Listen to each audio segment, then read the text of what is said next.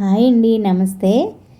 కథావాణికి స్వాగతం. 2010 నవంబర్ బాలమిత్ర బాలల సచిత్ర మాసపత్రిక నుంచి బిఆర్ వరదరాజులు గారు రాసిన తోడేలు మనిషి అనే నవలను చదివేద్దామండి. గుర్రుమన్న శబ్దం విని వినోద్ చటుక్కుని తిరిగి చూశాడు. అతనికి 10 అడుగుల దూరంలో పెద్ద తోడేలు నిలబడి ఉంది. దాని కళ్ళు ఎర్రగా చింతనిప్పుల్లా ఉన్నాయి. నాలుక నోటి నుండి అరడుగు దూరం క్రిందికి జారి భయంకరంగా అరుస్తూ చొంగ కారుస్తుంది. ఒంటరిగా ఉన్న వినోద్ తోడేలును చూసి భయంతో గజగజా వణికిపోసాగాడు. తన స్నేహితులను వదిలిపెట్టి ఏ ఆయుధం లేకుండా అక్కడికి ఎందుకు వచ్చానా అని బాధపడసాగాడు. తోడేలు గుర్రుమంటూ మెల్లగా అతని వైపు రాసాగింది. వినోద్కి ఏం చేయడానికి తోచలేదు. ప్రాణం మీద ఆశ కొద్దీ చటుక్కుని తిరిగి పరిగెత్తసాగాడు. తోడేలు కోపంతో అతన్ని వెంబడించసాగింది. కానీ వినోద్ కాలికి ఏదో తట్టుకుని క్రింద పడ్డాడు. అంతే, తోడేలు అతని వద్దకు వచ్చి తన కాలిని అతని గుండె మీద పెట్టింది. భయంతో తోడేలు అని పెద్దగా అరిచి అలాగే మూర్ఛపోయాడు. వినోద్కి రాజు, చంద్ర, మురళి స్నేహితులు నలుగురు కాలేజీలో చదువుకుంటున్నారు. నలుగురు హాస్టల్లో ఒకే గదిలో ఉంటున్నారు. సెలవుల్లో విహారయాత్రకు నగరానికి 100 కిలోమీటర్ల దూరంలో ఉన్న అడవి ప్రాంతానికి జీపులో వచ్చారు. స్నేహితులందరూ కలిసి ఒకే చోట చిన్న గుడారం నిర్మించుకున్నారు.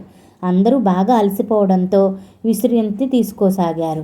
కానీ వినోద్ ఆ సాయంత్ర సమయంలో ఒంటరిగా అడవిలోకి వెళ్ళి తోడేలు చేతిలో చిక్కుకున్నాడు. వినోద్ కళ్ళు తెరవడంతో ఎదుట స్నేహితులు ఉండడం చూసి, అరెరే, నేను బ్రతికే ఉన్నానా? తోడేలు నన్ను చంపలేదా? ఆశ్చర్యంతో అన్నాడు. అసలు ఏం జరిగిందిరా? జరిగిందేంటో చెప్పరా? మాతో చెప్పకుండా వెళ్ళావు. మేము నిన్ను వెతుక్కుని వస్తే ఒక చోట తెలివి తప్పి పడి ఉన్నావు. నిన్ను ఇక్కడికి మేము తీసుకొచ్చాం. దేన్ని చూసైనా భయపడ్డావా? అంటూ ప్రశ్నలు వేయసాగాడు రాజు. వినోద్ లేచి కూర్చుని స్నేహితులకు జరిగిందంతా వివరంగా చెప్పాడు. అది విని వారు ఆశ్చర్యపోయారు. తోడేలు అతన్ని ఏమీ చేయకుండా ఎందుకు వదిలి వెళ్ళిపోయింది అంటూ వినోద్ని పరిశీలించి చూశారు. అతని మోచేతి వద్ద చిన్న గాయం కనిపించింది. అది చూసి మురళి, తోడేలు మన వినోద్ని ఇక్కడ కొరికింది. అంతలో మనం వస్తున్నామన్న చప్పుడు విని పరిగెత్తిపోయి ఉంటుంది. మన వినోద్ అదృష్టవంతుడు, మరణం నుండి తప్పించుకున్నాడు. మన వద్ద ఫస్ట్ ఎయిడ్ బాక్స్ ఉంది కదా, మందు పూసి కట్టుకడితే సరిపోతుంది అన్నాడు. ఆ తర్వాత వినోద్ గాయాన్ని కట్టుకట్టి పూర్తిగా విశ్రాంతి తీసుకోమన్నారు. మర్నాడు అందరూ మళ్ళీ అడవిలోకి వెళ్దామనుకున్నారు. అర్ధరాత్రి అయింది. అందరూ గాఢ నిద్రలో ఉన్నారు. ఏదో వింత శబ్దం చెవులకు వినబడ్డంతో మురళి చటుక్కుని లేచాడు. శబ్దం గుడారం బయట నుండి వినబడుతుంది. మెల్లగా బయటికి అడుగులు వేస్తూ చుట్టూ పరిశీలనగా చూడసాగారు. చీకట్లో వారి గుడారానికి కొంత దూరంలో లీలగా ఏదో కదులుతున్నట్టు కనిపించడంతో మెల్లగా నక్కుతూ కొంత ముందుకు వెళ్ళి చూశాడు. అక్కడ వింత ఆకారం గల ఓ మనిషి నిలబడి ఉన్నాడు. ఆ వ్యక్తి తల తోడేలులా ఉంది. శరీరమంతా వెంట్రుకలతో నిండి ఉంది. ఆ వ్యక్తి సగం జంతువు, సగం మనిషి రూపంలో వింతగా ఉన్నాడు. ఆ జంతువు లాంటి మనిషి మురళిని చూడనే లేదు. అతని చేతిలో చచ్చిన కుందేలు ఉంది. దాని రక్తం పీలుస్తున్నాడు. ఆ దృశ్యం చూసిన మురళికి తల తిరిగినట్టయింది. స్వతహాగా మురళి ధైర్యవంతుడే. కానీ ఆ అర్ధరాత్రి వేళ ఆ దృశ్యం చూసి అతని ఒడులు జలతరించింది. తిరిగి వెనక్కి వెళ్ళడానికి ధైర్యం చాలక అక్కడే నిలబడిపోయాడు. ఆ తోడేలు మనిషి కొంతసేపు అక్కడే ఉండి తర్వాత అడవిలోకి వెళ్ళిపోయాడు. వెంటనే మురళి గుడారం వైపు పరుగు లంకించుకుని వెళ్ళి ముసుగు తన్ని పడుకున్నాడు. మరునాడు మురళి నిద్ర నుండి ఆలస్యంగా లేచాడు. స్నేహితులందరికీ రాత్రి జరిగింది యథాతథంగా చెప్పాడు. అది విని వాళ్ళు ఆశ్చర్యపోయారు. తర్వాత అందరూ అడవిలోకి వెళ్ళారు. వాళ్ళకి కనబడిన జంతువులను తమ కెమెరాతో ఫోటోలు తీయసాగారు. వాళ్ళకి పులి, సింహం, తోడేలు లాంటి క్రూర జంతువులు కనపడలేదు. చివరికి తోడేలు మనిషిని కూడా వారు చూడలేదు. వాళ్ళకి ముఖ్యంగా రాత్రి మురళి చూసిన తోడేలు మనిషిని చూడాలని, ఫోటోలు తీసి తమతో తీసుకెళ్లాలన్న కోరిక బలమైంది. అందువలన మధ్యాహ్నం వరకు అడవిని పూర్తిగా గాలించారు. కానీ వారి కోరిక ఫలించలేదు. చివరికి ఒక చోట వారు విశ్రాంతి తీసుకున్నారు. సాయంత్రం వరకు వారికి ఏ క్రూర జంతువు కనపడలేదు. ఇక రాత్రికి అక్కడ ఉండడం మంచిది కాదని నలుగురు తమ గుడారం వైపు నడవసాగారు. చీకటి పడటంతో వాళ్ళు దారి తప్పారు. ఎంతో శ్రమతో కనబడిన దారి గుండా వేగంగా నడవసాగారు. రాత్రి 10 గంటల తర్వాత వాళ్ళు తమ గుడారం సమీపానికి వచ్చారు. నలుగురు మిత్రులతో కెమెరా తగిలించుకున్న చంద్రం అందరికన్నా వెనగ్గా ఏదో ఆలోచిస్తూ వస్తున్నాడు. ఉన్నట్టుండి చంద్రం తన మిత్రుల కోసం చూశాడు. అతని ముందు ఎవరూ కనపడలేదు. అందరూ ముందుకు వెళ్ళిపోయారు. చంద్రం భయంతో వడివడిగా అడుగులు ముందుకు వేయసాగాడు. ఉన్నట్టుండి దగ్గర ఉన్న పొద నుండి శబ్దం కావడంతో చంద్రం చెట్టు వెనుక దాగాడు. పొదలో నుండి ఓ చీకటి ఆకారం పైకి లేచి ఏదో చిన్న జంతువును చంపి చేతికి తీసుకుంది. చంద్రం కళ్ళు నలుముకుని తేరిపార చూశాడు. తోడేలు మనిషే, రాత్రి మురళి చూసినన్నది నిజం అని చంద్రం అనుకున్నాడు. భయంతో శరీరం వణికిపోసాగింది. ఏం చేయాలో తోచక అలాగే చూడసాగాడు. అంతలో చంద్రం తన చేతి కెమెరాతో ఆ తోడేలు మనిషిని తన మిత్రులకు చూపాలనే దానికి గురిపెట్టి ఫోటో తీశాడు. అప్పుడు వెలుగు పడటంతో తోడేలు పెద్దగా అరిచి వేగంగా ప్రక్కకు పారిపోయాడు. అంతే, మరుక్షణం చంద్రం వేగంగా తమ గుడారం వైపు పరిగెత్తాడు. ఉన్నట్టుండి ఏదో తగిలి బోర్లా పడ్డాడు. తన కాలికి ఏం తగిలిందా అని లేచి చూశాడు. ఎవరో వ్యక్తి పడి ఉన్నాడు. ఎవరా అని దగ్గరకెళ్ళి చూసి ఆశ్చర్యపోయాడు. అక్కడ పడి ఉన్నది వినోద్. అతని శరీరం అంతా చెమటతో ముద్దగా తడిసి ఉంది. తనలాగా వినోద్ తోడేలు మనిషిని చూసి భయపడి ఉంటాడని చంద్రం అనుకుని వినోద్ని మోసుకుని గుడారాన్ని చేరుకున్నాడు. గుడారం చేరిన తర్వాత చంద్రం తమ కోసం ఎంతో ఆతృతతో ఎదురుచూస్తున్న స్నేహితులకు జరిగిందంతా చెప్పాడు. ఆ తర్వాత వినోద్ ముఖం మీద నీళ్లు చల్లి లేవదీసి ఎందుకు దారిలో పడి ఉన్నావని అడిగారు. ఎక్కువ దూరం నడవడం వలన నీరసం వచ్చి పడిపోయానని వినోద్ చెప్పాడు. కానీ అందరూ చంద్రం తోడేలు మనిషిని ఫోటో తీశాడని సంతోషపడ్డారు. మరునాడు ఉదయం స్నేహితులు ఆ అడవిలో ఉండటానికి ఇష్టపడక జీపులో తమ హాస్టల్కు బయలుదేరారు. సాయంత్రానికి హాస్టల్లో తమ గదిని చేరుకున్నారు. కానీ తోడేలు మనిషిని చూసి వచ్చిన సంగతి మాత్రం అక్కడ ఎవ్వరికీ చెప్పలేదు. అర్ధరాత్రి సమయంలో నగరంలోని ఓ వీధి నుండి ఇద్దరు మిత్రులు సైకిల్ మీద వస్తున్నారు. రాత్రి కావడంతో రోడ్డంతా నిర్మానుష్యంగా ఉంది. అన్ని అంగళ్ళు మూసి ఉన్నాయి. ఆ ఇద్దరికి రాత్రులందు తిరగడం అలవాటు కాబోలు. ఏదో మాట్లాడుకుంటూ మెల్లగా సైకిల్ తొక్కుకుంటూ వస్తున్నారు. ఉన్నట్టుండి వారు ఆగిపోయారు. కారణం వారికి 10 అడుగుల దూరంలో వీధి దీపం క్రింద నిలబడి ఉన్న వింత ఆకారం గల వ్యక్తిని చూసి ఆశ్చర్యపడటమే. ఆ వ్యక్తి తల మాత్రం తోడేలు, మిగతా ఆకారం మనిషిలా పూర్తిగా వెంట్రుకలతో ఉండటం చూసి ఆ ఇద్దరూ భయంతో తమ సైకిల్ను వెనక్కి తిప్పారు. అంతలో ఆ తోడేలు మనిషి వారి వద్దకు పరిగెత్తుకు వచ్చి ఒకడిని తన వైపుకు లాగాడు. మిగిలిన వాడు కెవ్వున కేక వేసి వేగంగా సైకిల్ని ముందుకు తొక్కుకుపోయాడు. తోడేలుకు చిక్కినవాడు అయ్యో కాపాడండి కాపాడండి అని హృదయ విదాకారంగా అరవసాగాడు. కానీ ఆ సమయంలో అతన్ని రక్షించడానికి ఎవరూ రాలేదు. అంతలో తోడేలు మనిషి వాడి అయిన గోళ్ళు అతని శరీరాన్ని చీల్చసాగాయి. భయంతో ముందుకు పరిగెత్తిన వాడు పోలీస్ స్టేషన్కి వెళ్ళి జరిగిందంతా చెప్పి అతన్ని జీపులో ఎక్కించుకుని వెంటనే ఆ స్థలం చేరారు. అక్కడ తోడేలు మనిషి లేడు. నేల మీద నెత్తురు గాయాలతో అతడు చనిపోయి ఉన్నాడు. పోలీసులతో వచ్చినవాడు తన మిత్రుడి శవాన్ని చూసి బోరున ఏడవసాగాడు. తర్వాత పోలీసులు అతని ద్వారా అంతా వివరంగా వ్రాసుకుని పంపారు. మర్నాడు ఉదయం దినపత్రికలో పెద్ద పెద్ద అక్షరాలతో వచ్చిన వార్త ప్రజలందరినీ కలవరపరిచింది. నగరంలో రాత్రివేళ తోడేలు తల ఉన్న వింత మనిషి ప్రజల్ని చంపుతున్నాడు. అందువలన రాత్రి 10 గంటల మీదట ఎవరు వీధుల్లో తిరగరాదు. అందరూ జాగ్రత్తగా ఇళ్లల్లోనే ఉండండి. తోడేలు మనిషి కనబడితే వెంటనే పోలీసులకు తెలపండి అని. ఈ వార్త చదివిన చంద్రం వెంటనే స్నేహితుల వద్దకు వెళ్ళి చూపి మనం అడవిలో చూసిన తోడేలు మనిషి నగరంలోకి ఎలా వచ్చాడు అని ప్రశ్నించాడు. ఒకవేళ మనతో పాటు మన జీపులో రాలేదు కదా, నవ్వుతూ మురళి అన్నాడు. పిచ్చిగా వాగకు. మన మాటలు ఎవరైనా విన్నారంటే మనల్ని అనుమానిస్తారు. ఇంతకీ నువ్వు ఫోటోలు తీసావు కదా, ఆ తోడేలు మనిషిని దాని ఫోటో వచ్చిందా అన్నాడు రాజు. ఆ ఫిలిం స్టూడియోలో ఇచ్చాను. సాయంత్రానికి మనకి ఫోటో వస్తుంది అన్నాడు చంద్రం. సరే, దీని గురించి అతిగా మాట్లాడకండి, మనకి తంటా వస్తుంది అంటూ రాజు బయటికి వెళ్ళిపోయాడు. ఆ రోజు రాత్రి హాస్టల్ వాచ్మెన్ నిద్రపోతున్నవాడు కాస్త ఏదో అలికిడి వినబట్టంతో చటుక్కున లేచి చూశాడు. హాస్టల్ కాంపౌండ్లో నుంచి ఎవరో వేగంగా వెళ్తున్నారు. ఇంత రాత్రి వేళ ఎవరు వెళ్తున్నారా? ఎవరైనా దొంగ నాకు తెలియకుండా లోపలికి వచ్చాడా అని అనుకుంటూ జోరుగా ఏయ్ ఎవరక్కడా అని అరిచాడు వాచ్మెన్. ముందుకు వెళ్తున్న ఆకారం చటుక్కున వెనక తిరిగింది. దాన్ని చూసి పెద్దగా అరిచాడు వాచ్మెన్. అక్కడ తోడేలు మనిషి నిలబడి ఉన్నాడు. తెల్లవారి పేపర్లో చదివిన వార్త ఫలితం రాత్రికే తన కళ్ళారా చూడటంతో అతను చాలా భయపడిపోయాడు. తోడేలు మనిషి మెల్లగా అతని వద్దకు రాసాగాడు. దాన్ని చూసి అతను భయంతో వెనక్కి తిరిగాడు. అది గట్టిగా అతన్ని వాటేసుకుంది. దాంతో అతను అయ్యయ్యో నన్ను రక్షించండి రక్షించండి అని పెద్దగా అరవసాగాడు. ఆ అరుపులకు అన్ని గదుల్లోని విద్యార్థులకు మెలకువ కలిగి తమ గదుల్లోని దీపాలు వేసుకుని బయటకు పరిగెత్తుకు రాసాగారు. అది గమనించిన తోడేలు మనిషి అతన్ని వదిలిపెట్టి చీకట్లో ఎటో పారిపోయింది. వాచ్మెన్ నేల మీద పడి ఉండటం చూసి అందరూ కారణం అడగటంతో అతను తోడేలు మనిషి విషయం చెప్పాడు. అంతే, మరుక్షణం తలోక కర్ర చేత్తో పట్టుకుని అంతటా వెతికారు. కానీ వారికి ఎవ్వరూ కనపడలేదు. చివరికి అందరూ వచ్చి వాచ్మెన్ని లోపల పడుకోమని చెప్పి వాళ్ళు గదుల్లోకి వెళ్ళిపోయారు.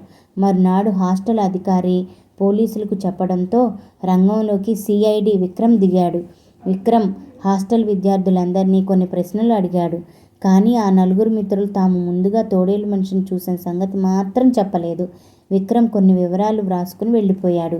తర్వాత చంద్రం తన జేబులో ఉన్న ఫోటోని మిత్రులకు చూపి, నేను ఆ తోడేలు మనిషిని తీసిన ఫోటో వచ్చింది, ఎంత భయంకరంగా ఉందో చూడండి అన్నాడు.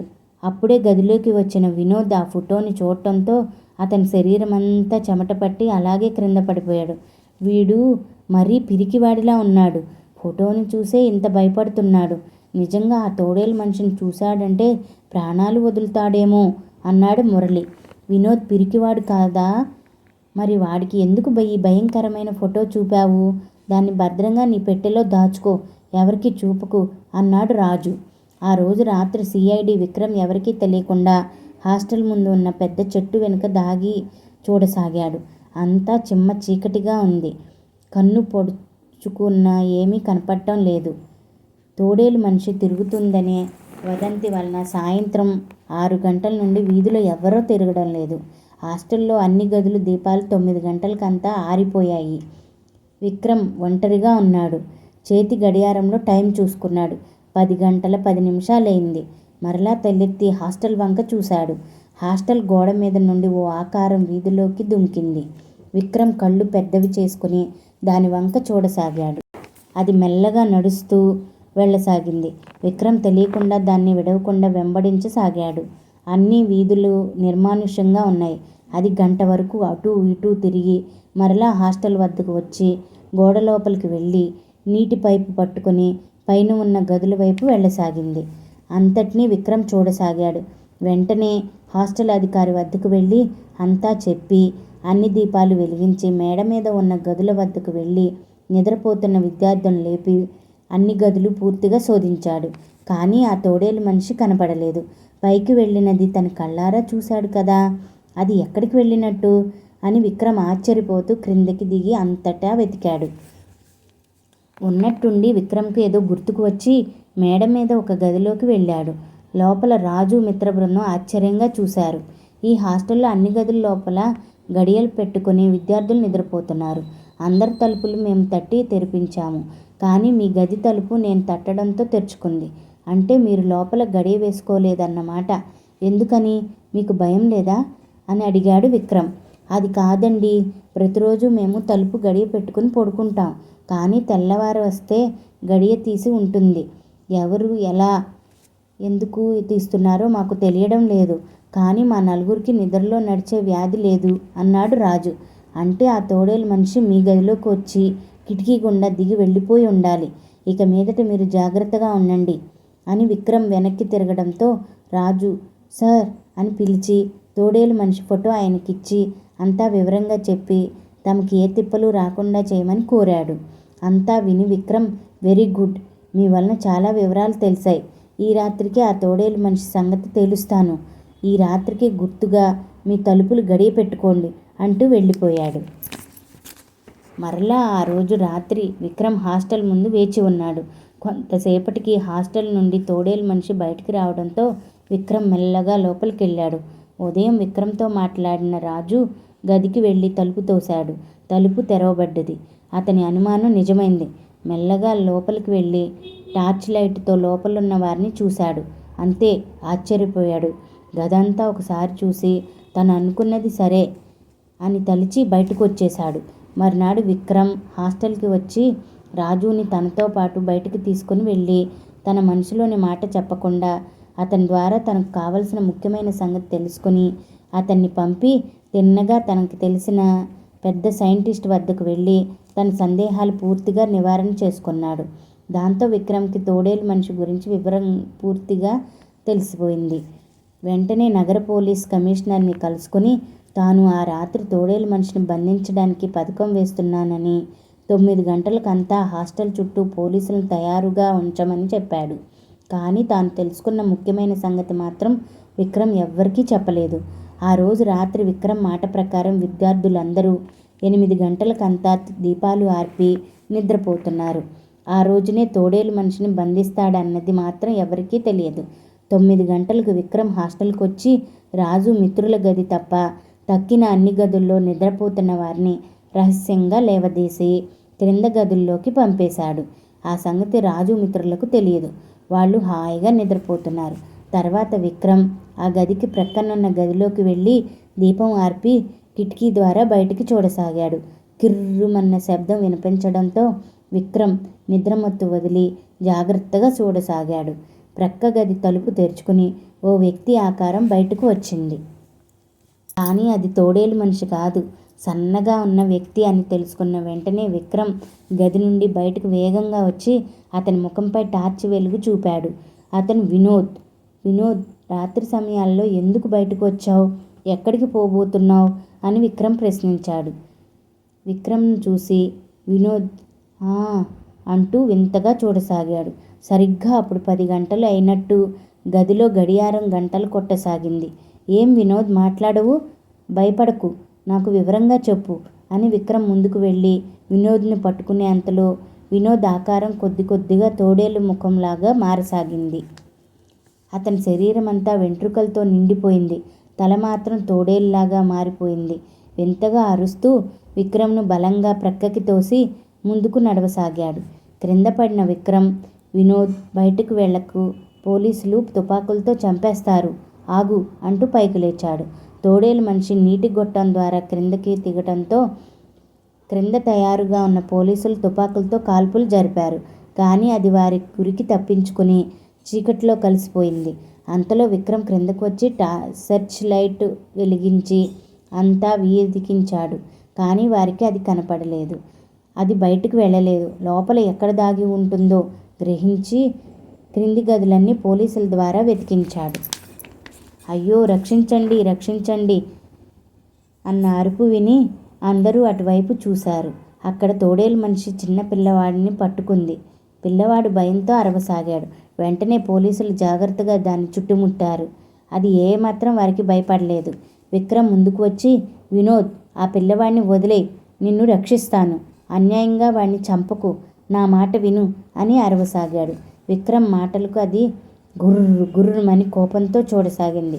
విక్రమ్ ఆ పిల్లవాడిని రక్షించాలని మెల్లగా అడుగులు వేయసాగాడు. అంతలో అది కోపంతో పిల్లవాడిని చంపాలని తన వాడి అయిన గోళ్లను అతని శరీరం మీద పెట్టబోయింది. అది గమనించిన కమిషనర్ ఆ పిల్లవాడిని రక్షించాలని తన చేతి తుపాకీతో గురిపెట్టి వరుసగా ఆ తోడేలు మనిషిని కాల్చాడు. తోడేలు మనిషిని కాల్చవద్దని అరుస్తున్న విక్రమ్ మాటలు అయినా వినిపించుకోలేదు. శక్తివంతమైన తుపాకీ గుండ్లు వరుసగా తోడేలు మనిషిని తాకడంతో అది పిల్లవాడిని దూరంగా విసిరివేసి పెద్దగా అరుస్తూ అలాగే క్రింద పడి చనిపోయింది. కొంతసేపటికి అంతా ఆ చనిపోయిన తోడేలు మనిషి అందరినీ ఆశ్చర్యపరిచేలా వినోద్ శవంగా మారిపోయింది. విక్రమ్ తప్ప అందరూ ఆశ్చర్యపోయారు. ఆ గుంపులో ఉన్న కొందరు విద్యార్థులు వినోద్ అని గట్టిగా అరిచారు. కొందరు విద్యార్థులు అక్కడి నుండి గబగబా వినోద్ మిత్రులున్న గదిలోకి వెళ్ళి తలుపులు తట్టారు. లోపల నిద్రపోతున్న వాళ్ళు విసుగుతో తలుపులు తెరిచి, ఏమిటి అర్ధరాత్రి వేళ తలుపులు కొడుతున్నారు అన్నారు. వాళ్ళు అంతా వివరంగా చెప్పడంతో వినోద్ మిత్రులకు నిద్రమత్తు వదిలి ఆశ్చర్యపోయారు. ఆ తర్వాత ఆ సంగతి తెలిసిన రాజు, చంద్రం, మురళి అక్కడికి వచ్చి వినోద్ శవాన్ని చూసి ఆశ్చర్యపోతూ, ఇదేమిటి, మన వినోద్ ఇంత అల్లరికి కారకుడా, మనకి ఇంతవరకు తెలీదు. వినోద్ ఈ సంగతి ఎందుకు చెప్పలేదు అనుకున్నారు. అంతలో విక్రమ్ అందరి ముందుకు వచ్చి, మీరంతా వినోద్ని చూసి ఆశ్చర్యపోతున్నారు కదూ? నాకు అంతా తెలుసు. వివరంగా చెప్తాను వినండి. కొన్ని రోజులకి ముందు హాస్టల్ నుండి రాజు, చంద్రం, మురళి, వినోద్ విహారయాత్రకు ఇక్కడికి దగ్గరలో ఉన్న అడవికి వెళ్ళారు. అక్కడ ఓ వింత తోడేలు వినోద్ మోచేయిని గాయపరిచింది. దాన్ని వాళ్ళు పట్టించుకోలేదు. ఆ తోడేలు గాయం తగిలిన వినోద్ రాత్రి 10 గంటలైతే తోడేలు మనిషిగా మారిపోతాడు. ఆ సంగతి అతని మిత్రులకు తెలియదు. ఆ మిత్రులు నగరానికి వచ్చిన తర్వాత పేపర్లో తోడేలు మనిషి వార్త చదివి ఆశ్చర్యపోయారు. కానీ తమతోనే ఉన్నాడన్న సంగతి వారికి తెలియదు. కానీ ప్రతిరోజు రాత్రి వినోద్కి 9:50 మెలకువ వస్తుంది. అతనికి తెలియకుండా అతను నెమ్మదిగా గది తలుపులు తెరుచుకుని నీటి గొట్టం ద్వారా క్రిందకి దిగుతాడు. అంతలో గంటలు 10 అవడంతో అతని ఆకారం మారిపోతుంది. ఆ తోడేలు ఆకారంతో మీ గదిలో ఉంటే మిత్రులకు తెలుస్తుందనో ఏమో ఆ సమయంలో వీధిలో తిరుగుతూ ఉంటాడు. మరలా గంట తర్వాత అతనికి మామూలు ఆకారం వచ్చేస్తుంది. అందువలన వినోద్ అంతలో గది వద్దకు వచ్చి మిత్రుల మధ్య పడుకుంటాడు. కానీ 1 గంట సేపు తోడేలు మనిషిలా మారి తిరిగిన సంగతి మాత్రం అతనికే తెలియదు. నేను రాజు వల్ల వినోద్ని తోడేలు కరిచిన వివరం తెలుసుకుని నాకు తెలిసిన సైంటిస్ట్తో ఇలా జరగవచ్చునా అని ముందుగా తెలుసుకుని ఈ రాత్రికి అందరినీ పిలిపించాను. కానీ అనవసరంగా వినోద్ తన ప్రాణం పోగొట్టుకున్నాడు. నగరంలో వారం రోజులుగా తిరుగుతున్న తోడేలు మనిషి ఈరోజు మన కళ్ళ ముందే చనిపోయాడు. ఇక మీదట అందరూ ధైర్యంగా తిరగవచ్చు అన్నాడు విక్రమ్. అంతా విన్న విద్యార్థులు వినోద్పై జాలి పడి విచారంగా తిరిగిపోయారు. వినోద్ మిత్రబృందం మాత్రం ఏడుస్తూ అలాగే నిలబడ్డారు. పోలీసులు వినోద్ శవాన్ని తమతో తీసుకుపోయారు. రాజు, చంద్రం, మురళి తమ ప్రాణమిత్రుడు చనిపోయాడని కన్నీరు కారుస్తూ తమ గదిలోకి నడిచారు. వెనకనే వచ్చిన విక్రమ్ వారితో, మీరు ఆనాడు వినోద్ని తోడేలు కరిచిన సంగతి అందరికీ చెప్పి ఎవరైనా డాక్టర్ని కలిసి చికిత్స చేసి ఉంటే ఇప్పుడు ఈ విపరీతం జరిగి ఉండేది కాదు. వినోద్ మంచివాడని నాకు తెలుసు. కానీ అతను తోడేలుగా మారినప్పుడు తాను చేస్తున్న హత్యలు అందరినీ కలవరపరిచాయి. మీ చేతులారా మీ మిత్రుని పోగొట్టుకున్నారు అన్నాడు. అవును సార్, ఇంత విపరీతం జరుగుతుందని మేము ఊహించనే లేదు. లేకుంటే ఆనాడే చెప్పేవాళ్ళం. వినోద్ మా మిత్రుల్లో కల్లా చాలా మంచివాడు. అతనికి గతి పట్టింది. పాపం, ఈ సంగతి తెలిస్తే గ్రామంలో ఉన్న తల్లిదండ్రులు ఎంత బాధపడతారో అదే నాకు బాధగా ఉంది విచారంగా అన్నాడు రాజు. సరే, ఇక మీదట విహారయాత్రలకు వెళ్ళేటప్పుడు జాగ్రత్తగా ఉండండి అంటూ విక్రమ్ బయటకు వెళ్ళిపోయాడు. వినోద్ మరణానికి కారణంగా ఉన్న ఆ తోడేలను చంపడానికి పోలీసులు అడవికి వెళ్ళి పొదలో దాగి ఉన్న తోడేలను కనిపెట్టి తుపాకీతో చంపారు. కథ సమాప్తమండి. Thank you for watching. Please subscribe for more stories.